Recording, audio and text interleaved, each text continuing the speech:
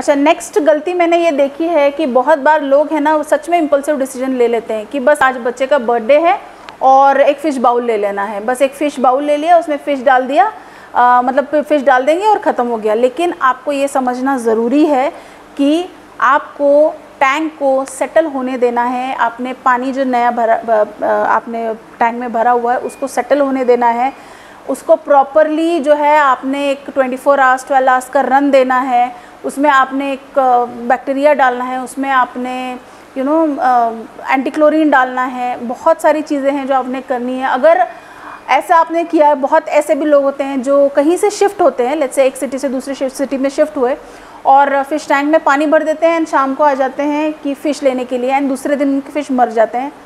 Definitely ये हो सकता है। हर सिटी का पानी अलग है, हर सिटी का टेम्परेचर पैरामीटर्स अलग होते हैं, TDS अलग होता है। बहुत सोच समझ के आपको जो है फ़िश टैंक रखना है, तो बहुत सोच समझ के आपको प्लानिंग करना पड़ता है। तो सेटल नहीं होने देते टैंक जो है, उसको प्रॉपर्ली सेटल नहीं होने देते, पानी को सेटल नहीं होने देते, पानी को प्रॉपर्ली डीक्लोरिनेटर यूज़ करके क्लोरीन नहीं हटाते। तो बहुत सारी ऐसी चीज़ें हैं, तो ये चीज़ को आपको ध्यान में रखना है एंड अकॉर्डिंगली आपने टाइम देना है। एक्वेरियम को पानी को सेट होने के लिए टाइम देना है। अगर आप भी उन लोगों में से हैं जो तुरंत पानी भरते हैं और इमीडिएटली जो है वाटर चेंज करते ही आप नए फिश डालते हैं एंड वाटर चेंज भी जो है आप 50% से ज़्यादा करते हैं, तो इस चीज़ का आप ध्यान रखिए, क्योंकि ये चीज़ at the end of the day यही होने वाला है कि फ़िश के लिए अच्छा नहीं है, फ़िश के लिए सराउंडिंग एटमॉस्फेयर अच्छा नहीं है। मानिए वो आपके पुराने फ़िश हो, इतने सालों के सेटल्ड फ़िश हो, या अगर आप नए फ़िश के भी कहीं से लेकर आ रहे हैं, एटलीस्ट गिव एक 12 to 24 आवर्स का टाइम स्पैन, एक स्पैन दे दीजिए जिसमें आपका टैंक का पानी जो है, वाटर पैरामीटर जो है वो सेट हो जाएगा, क्लोरीन जो है वो निकल जाएगा पानी में से and water will be safe enough for the fish. हमारी आज की लिस्ट में नेक्स्ट गलती जो आती है वो है रॉन्ग सिलेक्शन ऑफ फिश। ओह बाप रे बाप, ये तो इतना बड़ा ब्लंडर है ना, इतना बड़ा ब्लंडर है कि चलिए कुछ सालों पहले तक मैं समझती हूँ गूगल नहीं था, कुछ सालों पहले तक इंटरनेट नहीं था, तो आप नहीं जानते थे कि कौन सा फ़िश किसके साथ रहता है, उतना ज़्यादा नॉलेज नहीं था, हर किसी को नहीं था।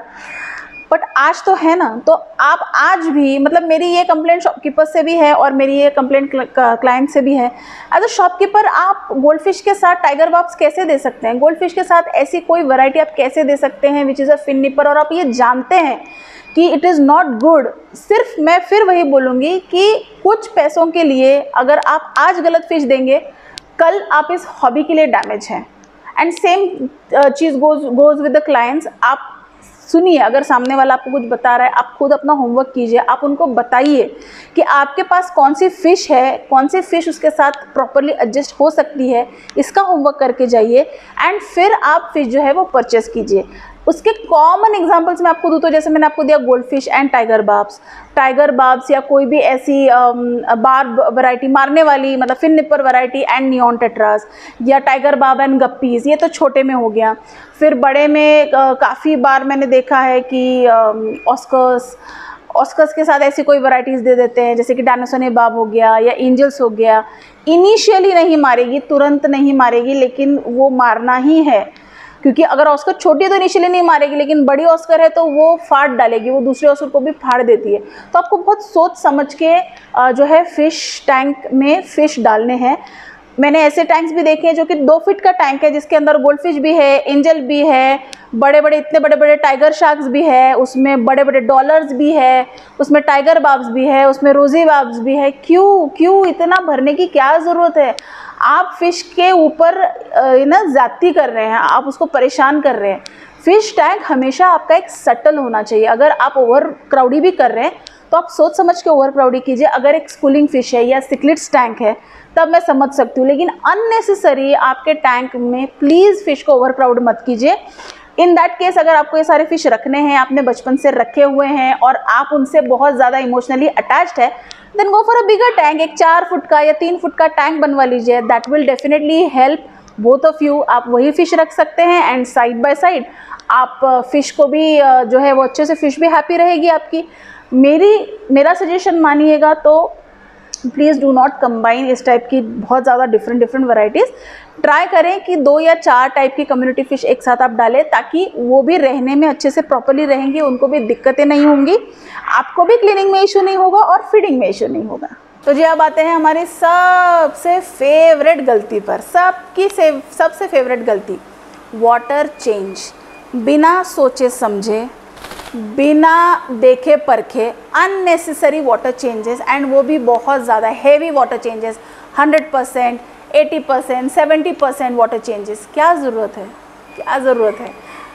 मैंने आपको हमेशा बताया है, एक अच्छा टैंक, एक settle tank should be, the water should be change 20% once a month, until and unless it is required. अगर बहुत ज़्यादा रिक्वायरमेंट है, कभी आपसे फूड ज़्यादा गिर गया है, पानी स्मेल कर रहा है, ग्रेवल्स बहुत ज़्यादा गंदे हो गए हैं, या ओवर क्राउडेड टैंक है, 2-3 ये चीज़ें अगर आपने की हुई हैं, तो आप 15 डेज़ में 20 to 30% वाटर चेंज कर सकते हैं।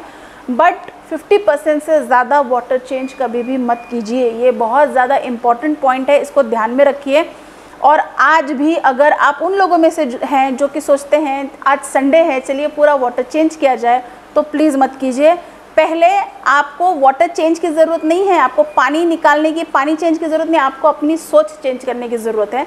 सबसे पहले अपनी सोच चेंज कीजिए, क्योंकि वाटर चेंज 50% से ज़्यादा देना उतना ही ज़्यादा डेंजरस है, जैसे कि मैं आपको रोज़ एक 42-46 डिग्रीज़ में ले जाऊँ और फिर मैं आपको -डिग्री में ले जाऊँ, फिर मैं आपको वहाँ ले जाऊँ, फिर मैं आपको यहाँ ले आऊँ। जिस तरह से ये आपकी बॉडी के ऊपर बहुत बुरी तरीके से अफेक्ट करेगा, सिमिलरली ये फ़िश के बॉडी के ऊपर भी बहुत ज़्यादा बुरी तरीके से अफेक्ट करता है। फ़िश के सिस्टम पे अफेक्ट करता है, इम्यून सिस्टम में भी अफेक्ट करेगा, क्योंकि आप खुद जानते हैं, अगर आप कभी हैवी ट्रैवल करके आए हैं या ट्रैवल करके आए हैं, तो आप बहुत ज़्यादा जल्दी खाना नहीं खाते हैं। People usually prefer keeping the meal after the travel, light meal होता है जो हम ट्रैवलिंग के बाद प्रेफर करते हैं। तो ये चीज़ आप समझिए कि आपके फ़िश भी जो है बहुत ज़्यादा स्ट्रेस में होंगे तो खाना नहीं खाएंगे, एंड अगर आप ये इवेंचुअली करते रहेंगे एवरी वीक, तो it is going to affect them also. एक बात गार्ड बांध लीजिए, एक बार का जो आप वाटर चेंज करते हैं, तो उस पानी को पूरा अगेन साइकिल होने में कम से कम 15 से 20 दिन का समय लगता है। तो जो लोग हमेशा every Sunday every week water change करते हैं, तो वो क्या करते हैं कि टैंक का पानी सेटल होने के पहले ही आपने वाटर फिर से चेंज कर दिया, एंड ऐसे लोगों के घर के फ़िश टैंक कभी भी सेटल नहीं रहते। हमेशा फ़िश मरना, स्मेल आना, पानी मिल्की होना, अननेसेसरी के इश्यूज हमेशा चलते रहते हैं, बिकॉज आप गलती करते हैं। तो पानी चेंज करने की ज़रूरत नहीं है, आपकी सोच चेंज करने की ज़रूरत है। नेक्स्ट जो गलती आप करते हैं वो 2 पॉइंट्स है, जो कि मैं आपको एक ही इसमें कंबाइन करने वाली हूँ। वो है feeding schedules and light schedules. अब फीडिंग हैबिट जो है फ़िश के, मैंने आपको हमेशा गाइड किया है कि फ़िश का आप साइज़ देखिए, कितने फ़िश आपके पास है, एज़ पर दैट आपको कितना फूड डालना है। फूड का टाइमिंग होना चाहिए दिन में 2 बार, एक बार सुबह, एक बार शाम को। कुछ लोग दिन में 3 बार भी फीड करते हैं, बट 3 बार के फीड में मुझे ऐसा पर्सनली लगता है कि इतनी ज़रूरत नहीं है 3 बार के फीड की, 2 बार इज़ मोर देन इनफ। जो लोग दिन में 1 बार फीड करते हैं, तो उनको मैं बता दूं कि जब आप 1 बार फूड डालते हैं, तो हो सकता है कि फ़िश उस वक्त भूखी ना हो, तो वो सारा फूड ना खाए, तो वो पड़ा पड़ा सड़ता रहेगा, आपके टैंक में इश्यूज़ होंगे, बहुत ज़्यादा स्मेल आएगी और टैंक गंदा होगा। लेकिन वही क्वांटिटी को आपने अगर सुबह और शाम ऐसा डिवाइड करके डाला, तो फ़िश सुबह भी थोड़ा खाएगा और शाम को भी थोड़ा खाएगा। And I think this is a proper schedule, proper module, जो कि आपने फॉलो करना चाहिए, अपने फ़िश को ये हैबिट लगाना चाहिए। दूसरा है लाइटिंग शेड्यूल्स। लाइट शेड्यूल्स के बारे में तो मतलब जितना बात की जाए उतना कम है।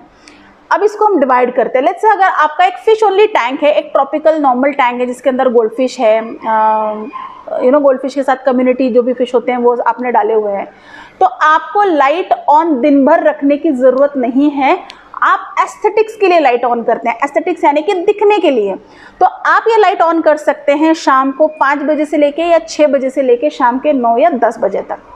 ये मैं बता रही हूँ उनके लिए जिनके पास गोल्ड फिश या रेगुलर टैंक होता है जिसमें सैंड या ग्रेवल्स आपने डाला है, प्लांटेशन का कोई संबंध नहीं है, इस टाइप का टैंक। इससे ज़्यादा अगर आप लाइट ऑन रखेंगे तो आपके टैंक में एल्गी होगी, ग्लास पे पूरी काई जम जाएगी, ब्राउनिश हो जाएगा, सैंड ग्रेवल्स पे पूरा ब्राउनिश हो जाएगा।